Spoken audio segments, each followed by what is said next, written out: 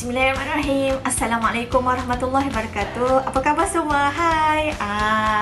Kita jumpa lagi untuk sesi PMP kita bagi chapter yang keempat. Iaitu Estimation in Civil Engineering.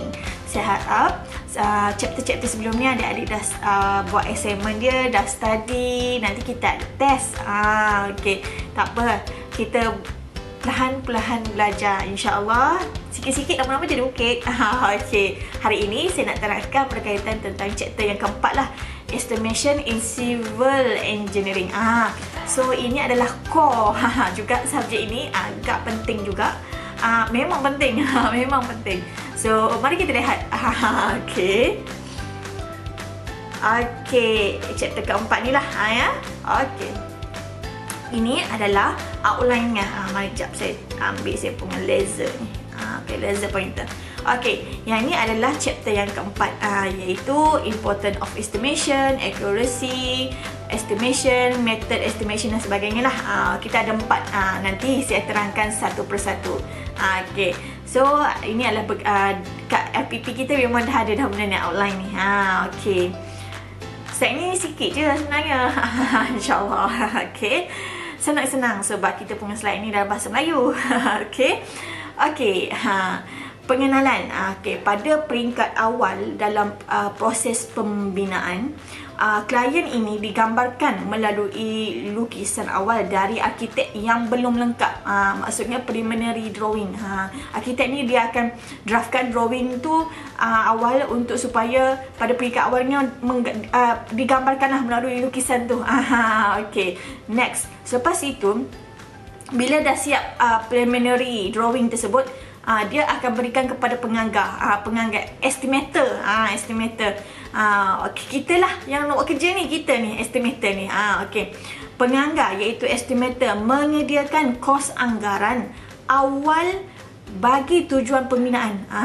Okay. Sekiranya kos tinggi luar dari kemampuan, cadangan reka bentuk akan diubah mengikut kos yang sesuai. Contoh, klien ni dia ada bajet 1 juta. Wow, banyak duit. Okay, 1 juta projek tu ada 1 juta. Tetapi bila arkitek dah design, arkitek ni dia hanya design lah. Design dia macam buat lukisan dia lah.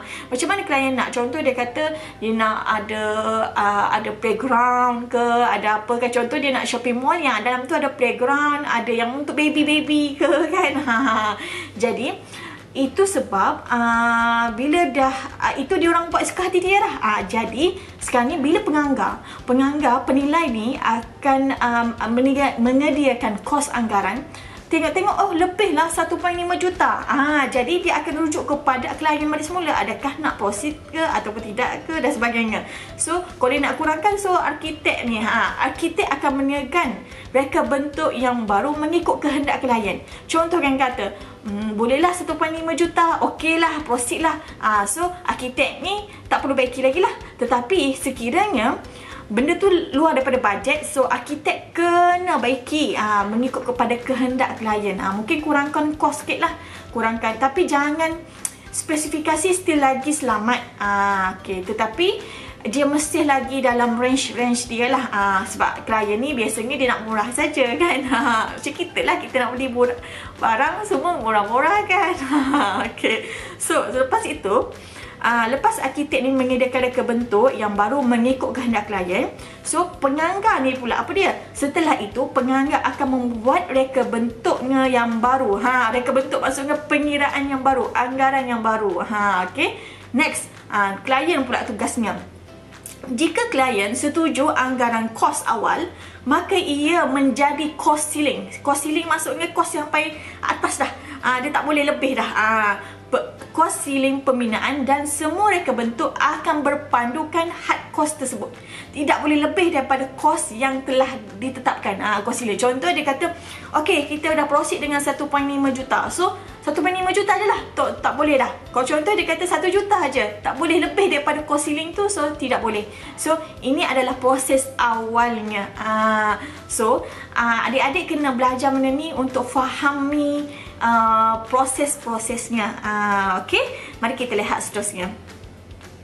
kepentingan anggaran ni. Kenapa penting sangat anggaran ni? Soalan biasa keluar. Jadi adik-adik kena study, okey?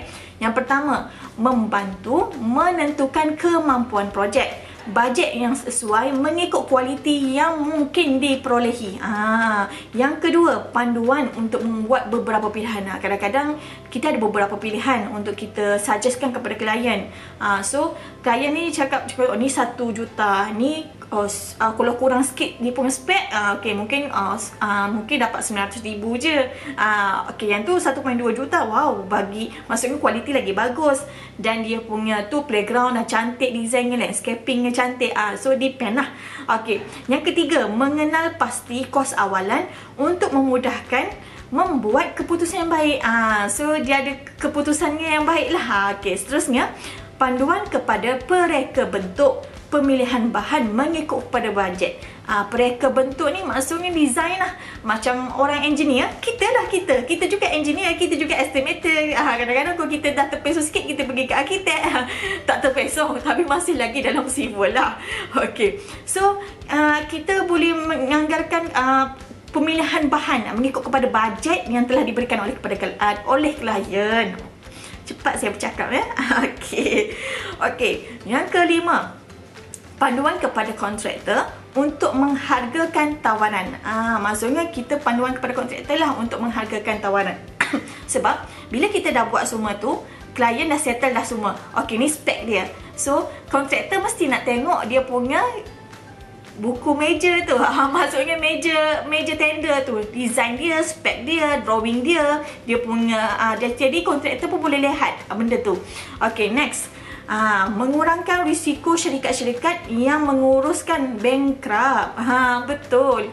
Sebabnya mestilah bila kita nak kurang yang macam gini, contoh kita dah anggar keseluruhan. So, kalau kita tak contoh kalau kita tak anggarkan kos-kosnya, syarikat-syarikat ni kadang-kadang tak tahu macam mana dia nak buat. Lepas tu kosnya terlebih bajet. Dia kata 1 juta. Semua boleh awal-awal, tapi bila last kali tak boleh nak buat sebabnya duit tak ada, tak cukup. Itu mengakibatkan daripada bankrupt, disebabkan mereka pinjam daripada bank dan tak boleh membayarnya. Okey? Next, nombor 7, mengurangkan risiko projek-projek terbengkalai. Bila dah tak boleh buat, tak cukup duit, klien pun tak ada duit, terlebih bajet, so confirm dia akan menyebabkan projek terbengkalai. So ini proses anggaran ni adalah penting untuk mengurangkan risiko projek-projek terbengkalai. Okey? Okey, mari kita pergi ke seterusnya. Ketepatan. Apakah faktor-faktor mempengaruhi ketepatan? Dia ada 1, 2, 3, 4, 5, 6, 7, 8. Adik-adik hafal lah. Biasa soalan ni keluar lah. Dia akan maklum, dia akan tanya macam ni. Senaraikan faktor-faktor mempengaruhi ketepatan dan huraikan. So bila huraikan, adik-adik huraikanlah apa-apa yang adik huraikan. Dapat dah markah kat situ. Senaraikan lagi, lepas tu huraikan lagi. So adik-adik kena faham lah. Okey, yang pertama, jumlah jenis dan kualiti data kos. Maksudnya bila kita dah tahu jumlahnya, bila tahu jenisnya, so kita tahu kualiti data kos tersebut. Macam tu. Yang seterusnya, J, jenis projek. So kita tahulah jenis projek. Contoh jenis projek tu bahagian apartment. Okey, apartment dia mesti ada playground, ada swimming pool. So dia tahu jenis projek tersebut. Ataupun satu lagi dia kata, oh, jalan raya projek ni. So dia dapat estimate projek ni. Oh, okey, kita kena tahu bila jalan raya dia buat kat luar. Bila buat kat luar, kita kena faktor cahaya lagi, faktor cuacanya lagi, pekerjanya lagi. Macam-macam yang kita kena fikirkan. Yang seterusnya, size projek. Saiz projek lagi besar, lagi sukar. Lagi-lagi subjek projek-projek yang memerlukan menggunakan subkon yang banyak sangat. Kita contoh kontraktor, kita nak handle subkon yang ramai tu, subhanallah, pening kepala. Tetapi kita bekerja dalam teamwork. So, apa yang awak apply kat belajar ni, sebab kita nak tahu dulu, sebab kita nak get ready untuk kita bekerja pada masa akan datang. Kita nak get ready, kita nak bekerja kat luar. So, kita tahu. Kadang-kadang adik-adik ada kes lah, dah bercerita dah ni. Adik-adik, abang-abang yang senior yang pernah pergi ke LI, dia pergi ke LI, dia pun maklumkan, saya tak dapat nak buat handle kerja sebab terlampau banyak kerja saya buat. Bos tu terlampau bagi banyak sangat kerja. Kalau ikutkan, you beruntung dapat kerja banyak sebab you ada pengalaman. Untuk LI, you ada beberapa minggu sahaja. Okay, so hargailah masa tu untuk you dah membawa you punya pengalaman tu bawa ke akan datang. Sebab tu bila you dah bekerja, itu pengalaman adalah sangat berharga. Seperti contoh awak belajar sekarang, lagi-lagi online. Awak belajar sekarang online. Ada hikmahnya yang Allah berikan kepada kita untuk kita hadapi kesemuanya. Okey, seterusnya. Banyak data sekiranya. Saiz projek juga ada kaitan, mempengaruhi ketepatan lah. So kita tahu bila projek besar kita boleh estimate dan kita boleh get ready. Bila projek kecil, mudah sikit kita nak handle sebab kecil je lah projeknya. Macam contoh nak buat sekolah askar perpaduan, simple je kan. Jadi tak terlampau sukarlah berbanding projek-projek yang besar. Okey, next adalah bilangan tawaran, persaingan projek. Maksudnya berapa banyak projek yang kontraktor yang datang untuk mohon projek tersebut. Tu pun ada juga bilangan tawaran tu. Okey, next, keadaan pasaran yang stabil. Ya, betul. Harga-harga barang dia akan bergantung kepada pasaran-pasaran. Jadi bila harga naik, rugi kita kan. Jadi kita kena ada berapa persen kenaikan dan penurunan. Kita boleh forecast pada masa akan datang. Macam itu. Okay, next. Faktor persekitaran. Faktor persekitaran lah. Contoh cuaca, pekerja, pun ia juga tu. Lagi satu masa dan sebagainya. Contoh banjir pun kita boleh kena fikir juga ketepatan tu. Sebab kita pun tak pasti sama ada tempat, contohnya banjir. Tanah tu macam mana? Tanah tu mesti mendap. Dia dah ada masalah-masalah kat situ. So kita kena estimate supaya dia betul-betul memahami, kita betul-betul memahami kawasan tersebut juga macam mana, persekitarannya macam mana, surrounding dia. Contoh dia kata dia nak buat kat hutan. Jadi kita kena fikir hutan, okey, dia kat situ tak terlampau sibuk, so mungkin cepat sikit kita buat kerja. Tetapi kalau contoh tempat kawasan tu bandar, cuba kita fikir bandar dengan jam jalannya, dengan keren nak lalunya, dengan jamnya, kita kena fikirkan ketepatan tu juga dan juga sekeliling-sekeliling kawasan tersebut. Okey, itu memainkan peranan lah. Yang penting semuanya kita merancang, Allah yang menentukan. Okey, seterusnya, kecekapan dalam menganggap. Kecekapan dalam menganggap tu adik-adik kena sebab tu kita kena berdasarkan daripada pengalaman. So kita boleh estimate pada masa akan datang lah. So kita kena mahir. Adik-adik ni kena mahir macam mana cara nak mengiranya. Okey, soalan keluar datang macam mana pun saya boleh jawab puan sebab saya tahu prinsipnya. Okey, next adalah lokasi. Iya, betul. Lokasi tu kita kena tahu. Kalau kawasan tempat yang bandar, jadi sukar untuk kita nak masuk dan sukarlah benda tu agak sukar sikit. Tetapi kalau kita kat hutan ke apa ke, tapi sukar juga kita nak cari barang-barang keperluan, contoh barang-barang simen, datang jauh, kos lagi kat situ, nak datang jauh, lepas tu nak cari tempatnya sukar. So itulah adalah dia punya faktor-faktor mempengaruhi ketepatan. So benda-benda tu adalah general, adik-adik boleh fikir benda tu. Kalau tak faham boleh tanya saya. Okey, mari kita pergi ke seterusnya. Okey, kaedah anggaran kos ni ada 4. Ingat, soalan biasa tentang popular. Kaedah anggaran kos ada 4. Yang pertama, kaedah isi padu. Kaedah isi padu ni, anggaran kos bangunan diperolehi dengan mendarabkan isi padu bangunan dengan kos bagi 1 meter padu bangunan projek yang lepas. So kalau soalan ditanya apakah definisi kaedah isi padu, so inilah adik-adik kena hafal. Hafal ya. Okey. Yang kedua iaitu kaedah keluasan lantai. Luas. Tadi isi padu, sekarang luas. Ni yang kedua. Anggaran kos bangunan diperolehi dengan mendarabkan luas bangunan dengan kos bagi 1 meter persegi tadi isi padu, 1 meter padu. Sekarang ni kita nak dalam bentuk luas. So 1 meter persegi. Okey, bangunan projek yang lepas. Macam tu. Okey. Next, yang ketiga. Kaedah penilaian unit. Okey. Kaedah ini digunakan dengan membandingkan bangunan-bangunan yang mempunyai bentuk, ciri serta fungsi akad seakan-akan serupa. Tak apa, nanti kita lihat contoh dia. Okey. Next, ni dia punya definisi lah. Yang keempat, kuantiti untuk setiap kerja yang diukur akan didarabkan dengan kadar yang sesuai untuk memberikan kos kerja tersebut, iaitu empat ni, kaedah kuantiti nilai hampir. Okey, boleh okey, tak apa, kita lihat contoh nanti. Okey, mari kita lihat yang pertama adalah kaedah isi padu. Kaedah isi padu ni tadi kan meter padu kan. Prinsip pengukurannya, contoh ni kes A. Kes A ni adalah bumbung dia berbentuk curam. Curam. Okey. Ketinggian bangunan berbumbung curam diukur dari permukaan asas sehinggalah ke paras siling. Ingat asas ni, atas ni, asas ni. Okey.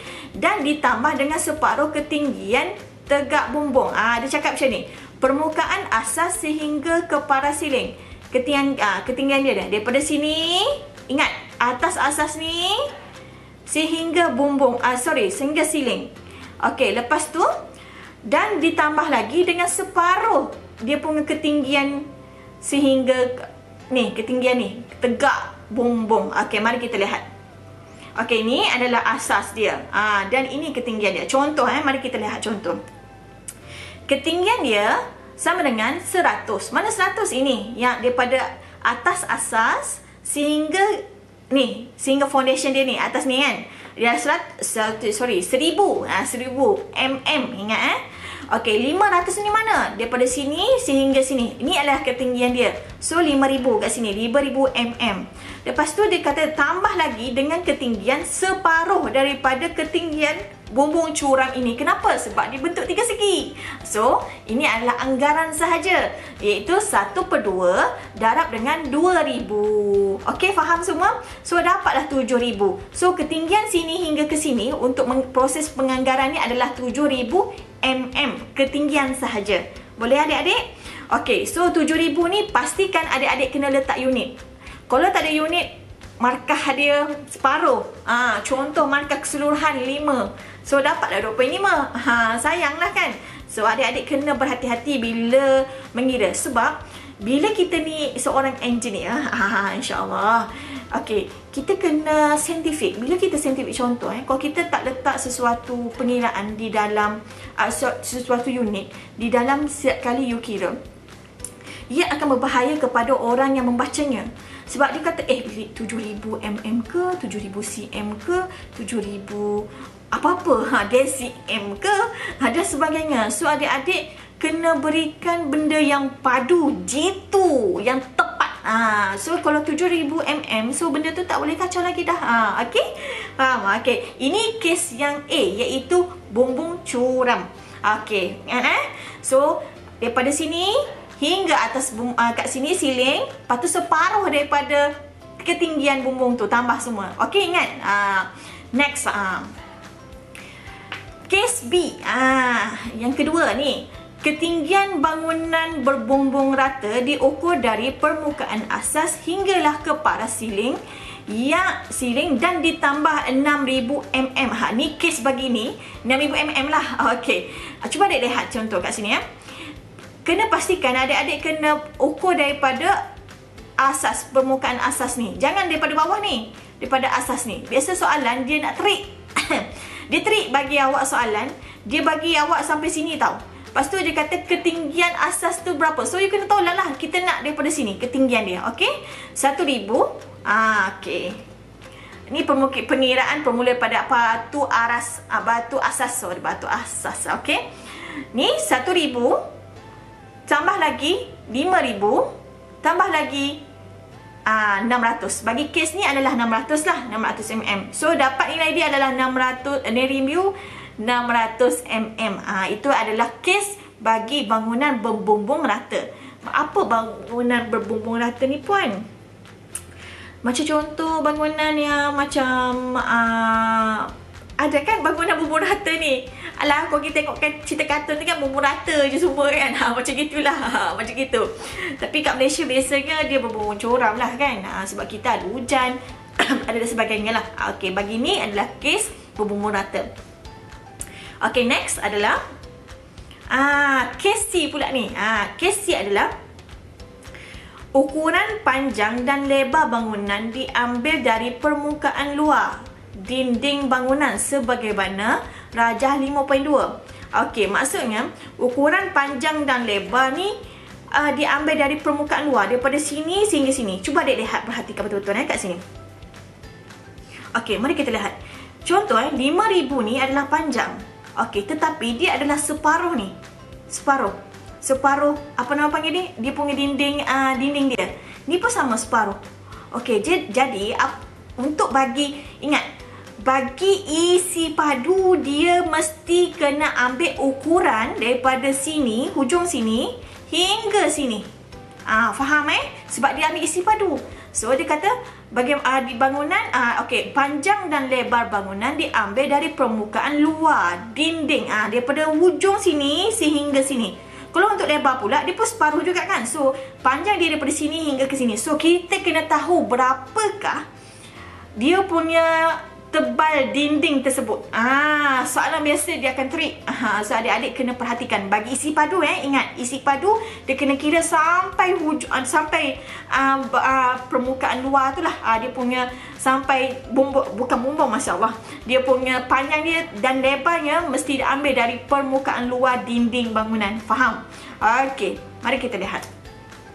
Ni soalan ni bagi tebal dinding bata adalah 336 mm. Contohlah soalan tu tiba-tiba pula tak bagi berapa ni naik tebal dinding bata tu, dia tak bagi. So awak boleh assume benda tu mungkin ibu boleh cakap lah 336 ke 400 ke, tapi ikut tulis lah assume that tebal dinding bata adalah berapa. Okey, boleh ya? Okey, ini adalah panjang. Ingat, isi padu panjangnya dan lebarnya diambil dari permukaan luar. So ini ke sini sampai sini. Faham? Okey, tengok, perhatikan betul-betul lah dia punya ni. Okey, panjang adalah pengiraan dia 5,000. 5,000 ni, 5,000 panjang yang ni, tambah lagi separuh, 1/2. Separuh lagi sini. Separuh lagi darab 2. Kenapa darab 2? Sebelah kanan 1, sebelah kiri 1. Okey, darab dengan 336. 336 ni apa? Ini adalah tebal dinding bangunan. So dapat 5,336 mm. Boleh semua? Okey, next. Seterusnya, lebar pula. Lebar pun sama. Dia kena diambil dari permukaan luar dinding bangunan daripada sini sampai sini. Tengok. Tetapi pengiraan ni separuh saja sampai sini saja kan? Okey, so macam mana kira dia? 4,000 tambah dengan 1/2. Kenapa 1/2 puan? Sebab kita ambil separuh sini dan separuh sini darab dengan 2 lah. Kiri, atas dan bawah. So darab dengan 336 mm. So dapatlah 4,336. So kalau soalan keluar senang kan nak buat kan? Okey, mari kita lihat seterusnya. Ni contoh pengiraan kaedah isi padu. Soalan biasa akan trik sikit lah. Okey, mari kita lihat. Sebuah banglo dibina berdasarkan kos projek yang lepas. Ingat, projek yang lepas. Okey, banglo iaitu 12 juta. Dengan isi padu bangunannya 4,200 meter cube. Ini projek yang dulu. Diberi tebal dinding ialah 336 mm. So soalan dia macam tu. Dia kata dia bagi tahu projek yang dulu, so dia bagi projek yang sekarang. Okey, yang ni dia suruh kita kira yang ni. Dia bagi projek yang dulu tapi dia suruh kira yang sekarang punya projek. Okey.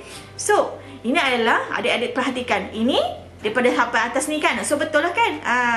1,000, 5,000 dan 2,000. Ingat tadi kan isi padu ketinggian dia separuh kan? Pandai. Bagi bumbung yang ketinggian dia bagi bumbung mesti separuh ketinggian bumbung curam tu lah. Dan ini sebab kita nak kira isi padu, so berhati-hati. Mari kita lihat satu persatu. Okey. Isi padu bangunan. Okey. So, ini adalah ketinggian, ini adalah panjang, ini ada lebar. Tapi adik lihat. Soalan ni 13,000 mm ni daripada sampai separuh je tau. So apa kita kena buat? So kita kena tambahkan sampai dapat panjang dia keseluruhan sampai luar dinding tu. Faham? Untuk sama juga lebar pun sama, separuh juga kat sini.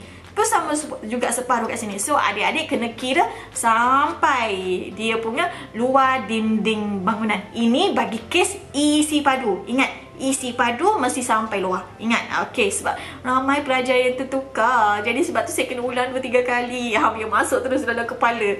Okey. Step yang pertama, adik-adik kena kira volume di isi padu. Panjang, darab, lebar, darab, tinggi. Panjang, darab, lebar, darab, tinggi. Okey. So kita kira panjang dulu. 13. Kita terus convert dia kepada meter. Senang sikit kan? 13 meter tambah dengan 1/2. Kenapa? Sebab separuh ni dengan separuh ni darab dengan 2. Kenapa 2 puan? Sebab kiri dan kanan. Okey, darab dengan 0.336. Sebab bata kita, lebar dia berapa dia punya tu? Adalah 0.336 meter.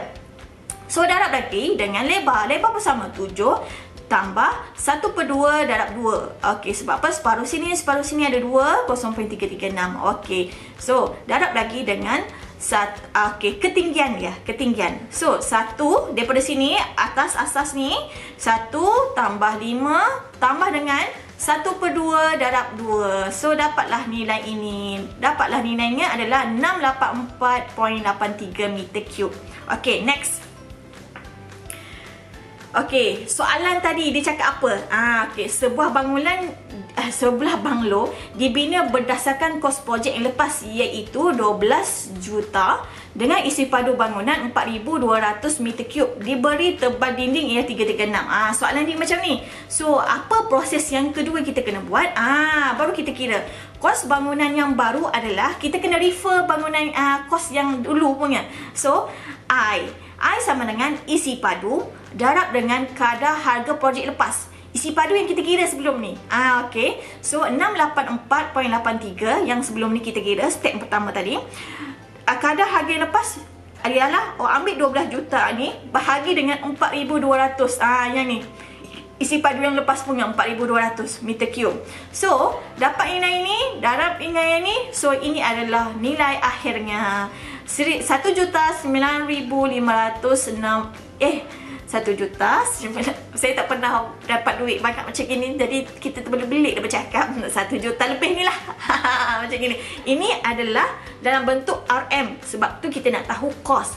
Jikalau soalan diberi, kalau dia tanya kos bagi berapakah kos anggaran bagi pengiraan isi padu bangunan. So, ini adalah jalan pengiraannya. Okey adik-adik semua? Okey, kita pergi ke seterusnya. Next adalah kaedah keluasan lantai.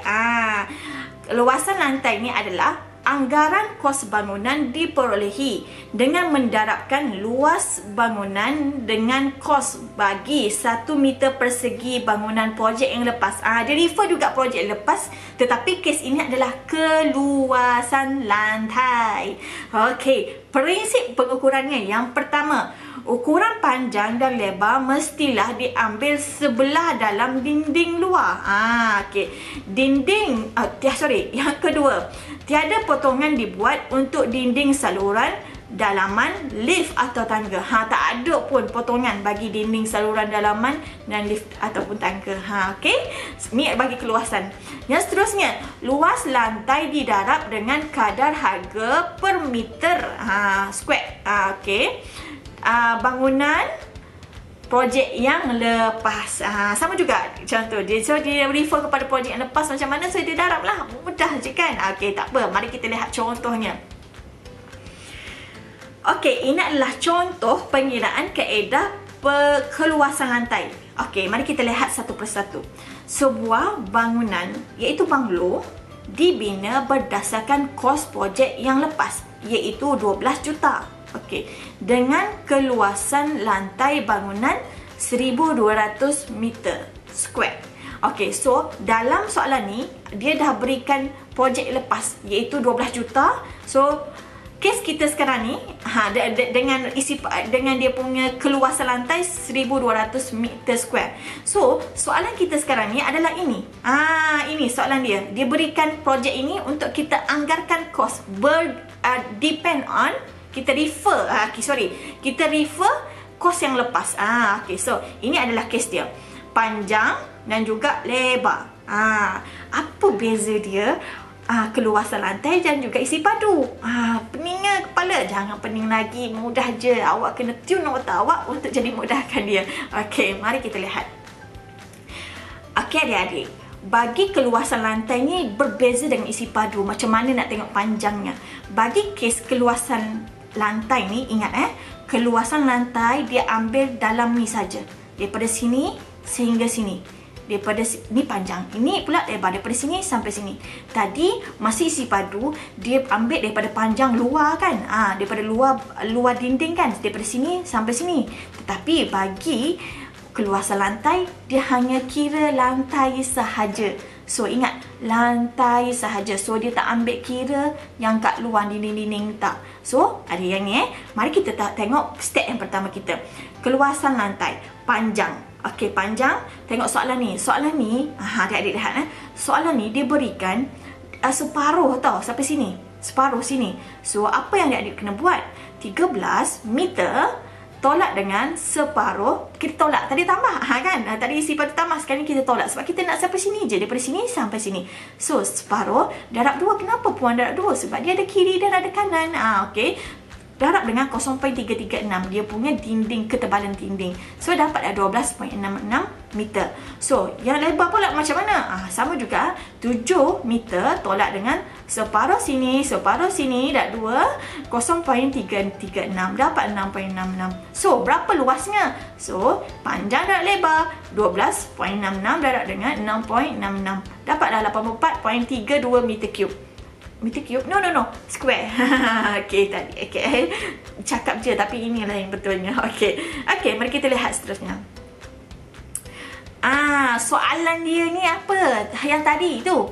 Dia kata sebuah bangunan banglo dibina berdasarkan kos projek yang lepas iaitu 12 juta. Wow, banyaknya duit dia. Dengan keluasan lantai bangunan 1200 square. So, step yang tadi pertama, kita kira keluasan. So, sekarang ni kita pergi ke step yang kedua. Kos bangunan baru. Okey, 84.32 meter square. Okey, darab dengan 12 juta per dengan 1200 meter square. Ni yang lepas punya. Ni yang keluasan. So darab yang ni dapatlah 843,200. Wah, mahal rumah dia. Mesti besar banglo ni. Okey. So ini adalah harga kos anggaran bagi projek tersebut mengikut pengiraan keluasan lantai. Okey adik-adik semua, kita pergi ke seterusnya. Mudah saja kan? Okey, yang ketiga, kaedah penilaian unit.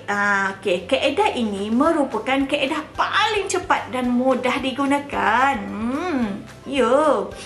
Ia sesuai digunakan pada peringkat awal projek. Ketika lukisan belum disediakan. Biasanya adalah projek yang peringkat awal lah, dia nak anggar-anggarkan biasa je. Okey. Kaedah ini digunakan dengan membandingkan bangunan-bangunan yang mempunyai bentuk, ciri serta fungsi yang seakan-akan serupa. Seperti contoh, sekolah, asrama, hotel dan hospital. Awak duduk Johor kan? Awak perasan tak sekolah agama dia orang, design dia lebih kurang sama je. Sekolah-sekolah dia orang lebih kurang sama je design dia. Saya perasan lah, kalau ada masjid, mesti ada sekolah agama. Kat belakang dia. Dan design dia sama, color pun tak sama. Untungnya dia sekolah Johor ni. Kalau kat sekolah saya tu pun bagi jadi color ada. Okay. So, dia refer. Contoh dia kata, kita nak buat kat Muar, kita spesifikkan. Okay, Parit. Parit Yakni contohnya. Parit Yakni tu kita nak buat sekolah agama. Okey, kita tengok projek yang sebelum ni, yang persekitaran, harga dia berapa? Contoh 12 juta. So harga dia ikut dah seakan serupa juga. Kita design sama macam tu, Contoh 3 tingkat juga kita design. Color macam tu juga, dengan dia punya toilet pun sama, design pun sama, semua sama, asrama pun sama. So settle. So kata 12 juta kosnya. So kita, ini adalah projek peringkat awal lah sebelum design tu dikeluarkan. Depend on klien juga, klien nak macam mana. Okay, tengok adik-adik. Next. Okey, prinsip pengukuran bagi penilaian unit ni ialah anggaran dibuat dengan mendarabkan unit dengan kadar harga seunit. Harga kadar seunit. Unit darab dengan kadar harga seunit. Okey, jumlah kos. Unit darab dengan kadar harga seunit sama dengan jumlah kos. Okey. So ini adalah kadar-kadar seunit tu. Contoh, jenis projek dia adalah sekolah. Bila sekolah, dia akan kira meja pelajar dan bilangan pelajar. Contoh kita buat sekolah agama tadi. Contoh sebelum ni 500 pelajar. So kita, kat sini pun kita kata 300. So kita kena divide lah berapa 300 pelajar je. Macam tu. Next adalah asrama. Asrama, kalau asrama pula kita nak design mesti dikira katil. Berapa banyak katil. Contoh yang lepas sekolah asrama dia adalah katil 1000 pelajar. Tetapi yang ni kita punya 1500. So kita kena kira lah berapa. Darablah lebih sikit. So faham case dia macam tu. Next adalah hotel. Hotel ni sama juga, hotel dikira bilik. Macam tu. Sebab biasanya design hotel sama je kan. Ada katil, ada single, ada double. Tengoklah, depend on lah. Okay. Hospital pun sama. Hospital dipanggil katil juga. Kita kira seunit bagi katil. Okay. Kalau soalan ditanya, bagi sekolah dia kira apa? So bilangan meja pelajar ataupun bilangan pelajar tersebut. Kalau asrama, ingat katil. Kalau hotel, bilik, dan juga kalau hospital kena katil. Okay? Next, kita pergi seterusnya. Soalan ni mudah je kan? InsyaAllah. Kita baca. Bismillahirrahmanirrahim. Okay. Contoh pengiraan kaedah penilaian unit.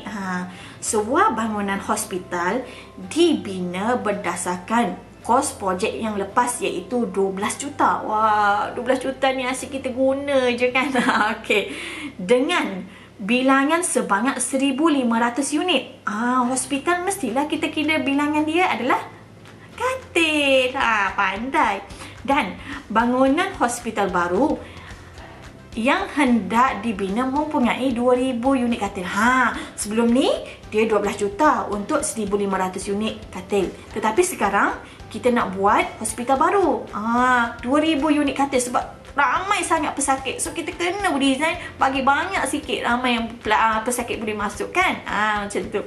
So kos bangunan baru, bilangan unit X sama dengan 2000 unit. Ni kita punya yang kita nak lah design. So kos bangunan baru 2000 unit katil yang kita nak, darab dengan 12 juta bahagikan dengan 1500 yang lepas. So dapatlah 16 juta. Wah, mudahnya nak kira. Senang je nak kira. So kita boleh tahu pengiraan awal sebelum kita design yang seterusnya. Okey, faham mudahnya. Ya puan, ya adik-adik semua, sangat mudah. Kita pergi ke seterusnya.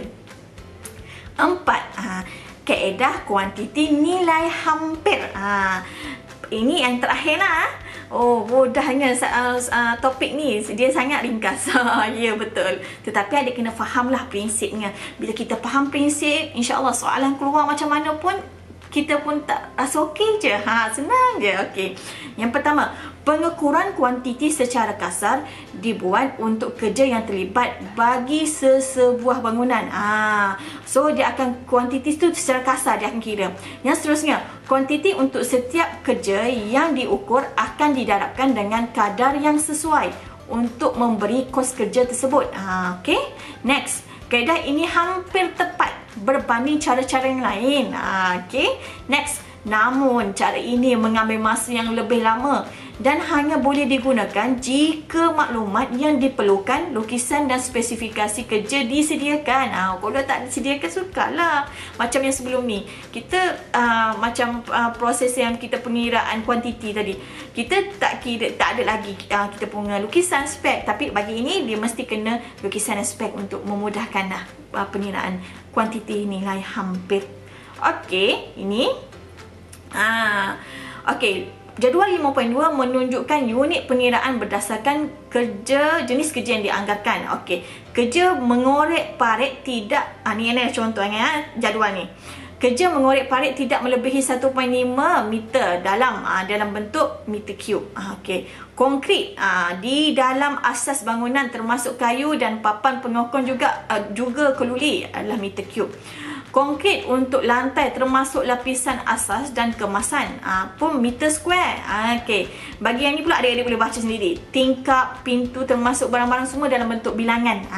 Okey. So ini adalah nilai kuantiti. Ini adalah nilai yang kita akan belajar pada next topik nanti. Don't worry. Okay. Next adalah dah sampai assignment. Dah nak habis dah kita. Sikit ya. Sikit je topik yang kali ini. Mudah, simple je. Okay. Assignment yang keempat, 10 markah. Hantar softkopi dalam bentuk PDF di Otter System bahagian individual assignment sebelum 12 hari bulan 11 2020 jam 5 petang. Kena hantar sebelum tu lah.